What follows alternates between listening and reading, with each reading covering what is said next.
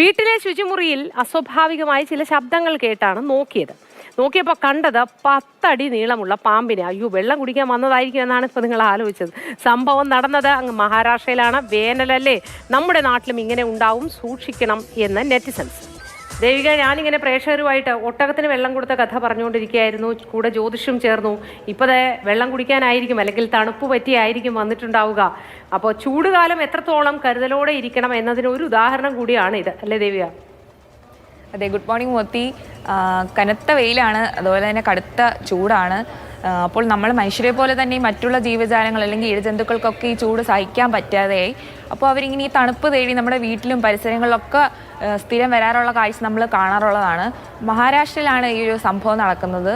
ഈ വീട്ടിലെ ഗൃഹനാഥൻ ഈ ടോയ്ലറ്റിനുള്ളിൽ നിന്ന് ഇങ്ങനെ ഒരു പാമ്പിൻ്റെ ഒരു ശബ്ദം കേൾക്കുകയും നോക്കുമ്പോൾ ഇങ്ങനെ ഒരു പാമ്പ് അതിലകപ്പെട്ട് കിടക്കുന്നതായിട്ടും കാണുന്നു. അങ്ങനെ ഇവരൊരു പാമ്പ് പിടുത്തക്കാരനെ വിളിച്ചിട്ട് ആ പാമ്പിനെ പുറത്തെടുക്കുകയാണ് ചെയ്യുന്നത്. അപ്പോൾ പുറത്തെടുക്കുമ്പോഴാണ് ഇതൊരു 10 അടി നീളമുള്ള ഒരു പാമ്പാണെന്ന് ഇവർ കാണുന്നത്. അങ്ങനെ ഈ ദമൻ അല്ലെങ്കിൽ ഇന്ത്യൻ റാറ്റ് എന്ന വർഗ്ഗത്തിൽപ്പെട്ട ഒരു പാമ്പിനെയാണ് ഈ പുറത്തേക്ക് എടുക്കുന്നത്. പക്ഷേ ഈ പാമ്പിനെ ഒരു വിഷമുള്ള ഒരു വർഗ്ഗമല്ല.